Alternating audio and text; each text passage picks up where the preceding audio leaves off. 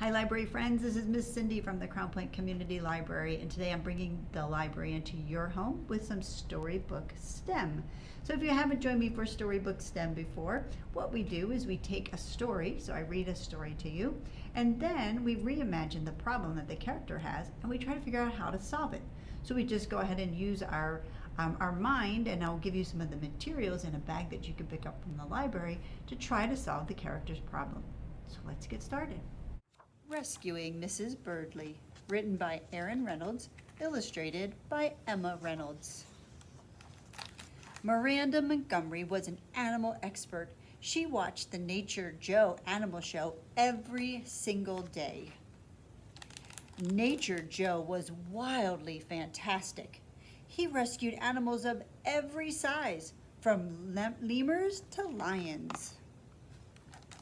Sometimes the animals got quite aggressive, but they were always happy once Nature Joe returned them to their natural habitat. So when Miranda saw her teacher at the grocery store, she knew just what to do. Mrs. Birdley didn't belong in a grocery store. She must have gotten loose from the classroom and wandered off. Mrs. Birdley wasn't getting aggressive yet, but Miranda was sure that she would be much happier back in her natural habitat. Luckily, Miranda Montgomery had been preparing for this moment her entire life. Miranda had once seen Nature Joe dig a hole and line it with cozy pillows to rescue a sick Bengal tiger.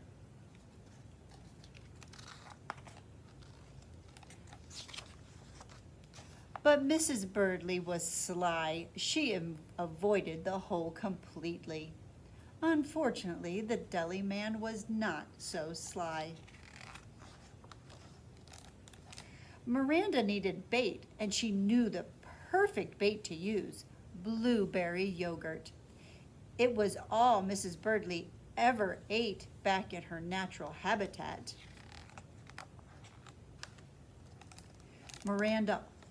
Miranda knew lost creatures sometimes were skittish at first, but Mrs. Birdley couldn't resist the scent of fruity, low-calorie goodness. Miranda sprung her trap, but Mrs. Birdley could move faster than Miranda expected. On Nature Joe's small rodent special, he found a little lost weasel searching for food. He caught the weasel in a cage and took it to a meadow and set it free. The weasel scampered away happily. So Miranda knew firsthand that the key to catching a quick animal was slow and steady movements. While Mrs. Birdley was distracted by the alfalfa sprouts, Miranda made her move. Miranda's teacher squealed the whole way back to school, just like that little lost weasel. Miranda knew Mrs. Birdley would be much happier back where she belonged. She didn't look happy right now, but she was probably just shaken up from her little adventure. Being locked safe and sound in her classroom all weekend would surely settle her right down. Miranda Montgomery went home feeling wildly fantastic, just like Nature Joe. Until Sunday. That's when she saw her principal, Mr. Kanklestout, at the home improvement store. There he was, just shuffling down the lawnmower aisle. Mr. Kanklestout wasn't getting aggressive yet. Luckily, Miranda Montgomery had been preparing for this moment her entire life.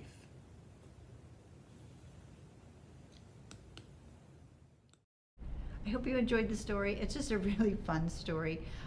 Miranda Montgomery has to try to figure out how to get Mrs. Birdley back into her natural habitat. What is she going to do? Well, one of the things that, based on the cover of the book, was to create a zip line and get her back into her natural habitat that way. So that's what we're going to be doing today with our Storybook STEM. So hopefully you stopped by the library, grab my bag, and you picked up one of these bags. This is our Storybook STEM bag. It is zip lines and for saving Mrs. Birdley.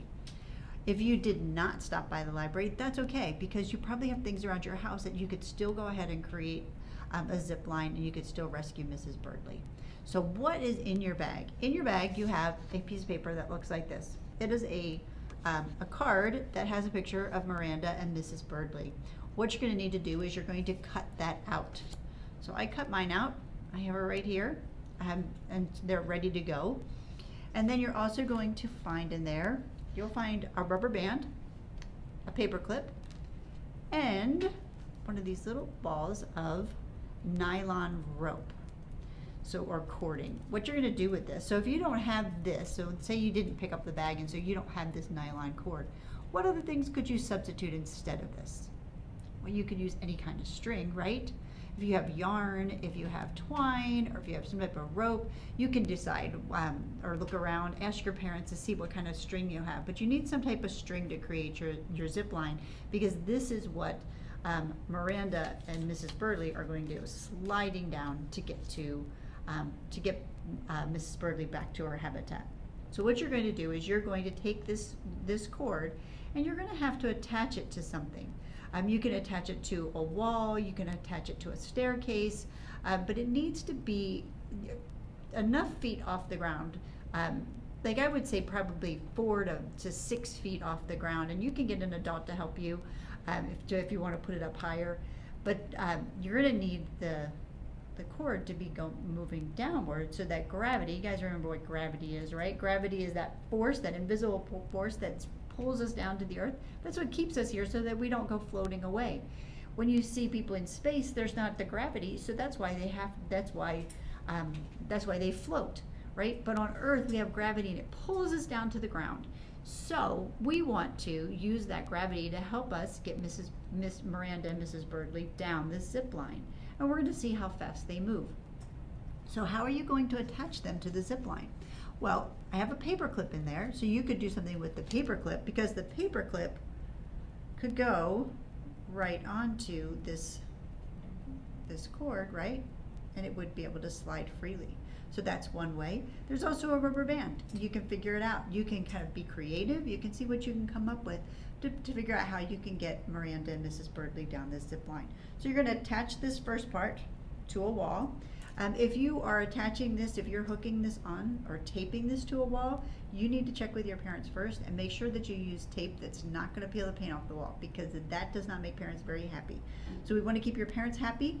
Ask them for your help. Ask them for ways that you can go ahead and attach this that will be safe and will be things that will want you to do. So we're going to attach this part to the wall. The other end, and you have about 10 feet. It's not going to be exact, so I wouldn't measure it, but you have about 10 feet. So the other end of your rope, you are going to attach to the floor.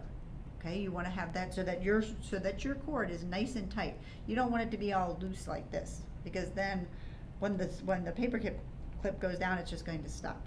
So you want it to be nice and tight. You want a nice tight zip line, and then you're going to go ahead and attach Miranda and Mrs. Birdley, and then set them free to go down the zip line.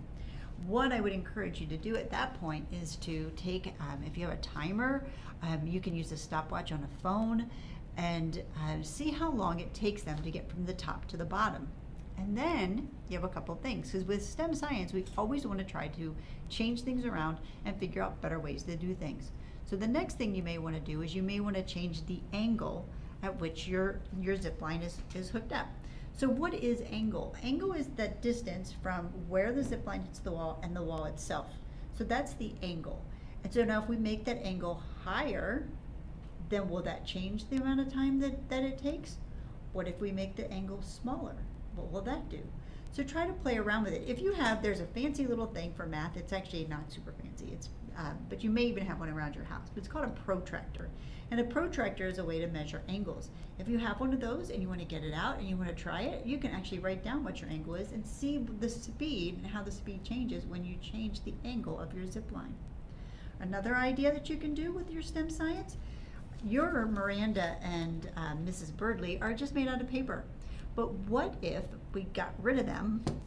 We tried it with them, and instead you used, maybe you have an action figure, maybe you have a toy, a small toy of a person, or you have a small stuffed animal. I wouldn't use anything too big, but if you have a small stuffed animal that you could hook onto your, and that's where this rubber band may come in handy a little bit more, but that you could hook onto your zip line, and see how when you add the weight between a stuffed animal or a small action figure, compared to how much the paper piece of Mrs. Birdley was, what does that do when you put it onto your zip line? Does that make any changes? So this is a fun time just to try different things, experiment with different things. You can even try, maybe you could figure out a way to make a basket to put your action figure or your stuffed animal into to get them down the zip line. You got lots of different ways that you can play around with this. So stop by the library, pick up your bag, get your all your materials that you need for your zip line, and again, look around your house, see what other kinds of things you have at home that you could use to make your zip line better. If you come up with a really creative and you have a really great idea, I would love to see a picture of it. So send it to us. You can post it on our Facebook page. You can tell me about it if you stop by the library. But have fun, enjoy the story, and enjoy your zip lines. You can always stop by the library to get more information. You can check out our Facebook page or our website with more videos and more resources. Take care and have a great day.